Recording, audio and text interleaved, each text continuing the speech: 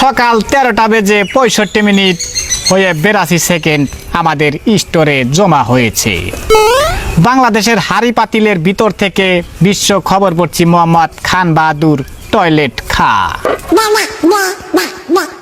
আমাদের গুলিস্তান সংবাদদাতা জানান যে গুলিস্তানের থেকে একদল কুত্তার মিছিল বের হয়।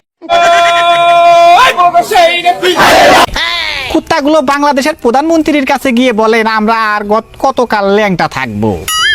বাংলাদেশের প্রেসিডেন্ট আমেরিকার প্রেসিডেন্টের বিলাই কিংডনের কাছে আবেদন জানান। সেটা শুনে বিলাই কিংডন কুত্তাদের জন্য একটি করে ক্যাপ ও এক জোড়া করে জুতা দিবেন বলে আশা করা যাচ্ছে।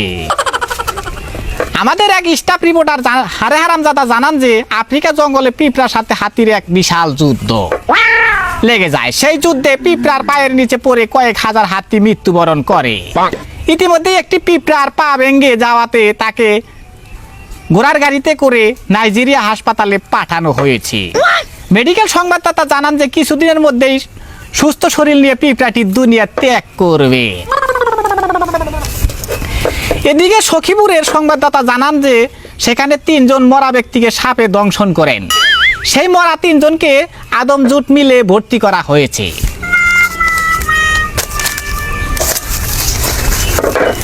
আমাদের মহিষার সংবাদদাতা জানান যে 4 জন কানা লোক 5টি সাইকেল চুরি করে নিয়ে পালিয়ে গেছে।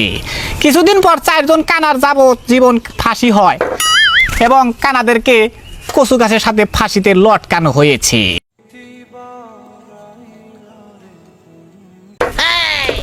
আমাদের টাঙ্গাইলের মজিদ মিয়ার ফার্মের মুরগগুলা ডিম পাড়া বন্ধ করে দিয়েছে।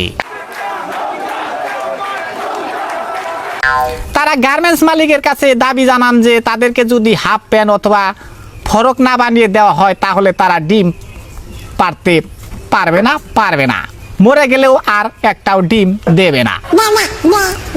গতকাল আজিমপুর কবরস্থান থেকে 500 মুদ্রা কবর থেকে বাহিরে বেরিয়ে যায়।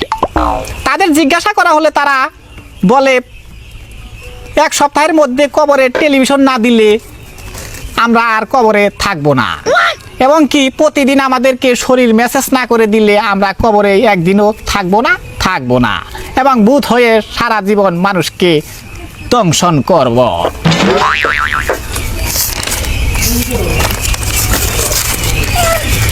আমাদের সোহাগপুর সংবাদদাতা জানান যে সোহাগপুর নদীতে একটি চাউলের খনি পাওয়া গেছে।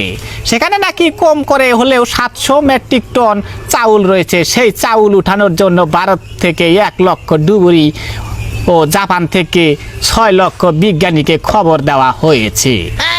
এতে বলা হয়েছে যে চাউলগুলো তুলতে পারলে বাংলাদেশের মানুষ না খেয়ে মরে যাবে, একটাও বাঁচবে না। পরবর্তী খবর পেতে আমাদের চ্যানেলটি সাবস্ক্রাইব করুন এবং লাইক দিন, বেশি বেশি শেয়ার করুন এবং কমেন্টের মাধ্যমে জানিয়ে দিন। আপনাদের মতামতের ভিত্তিতে তৈরি করা হবে আরো ভালো ভালো নতুন ভিডিও।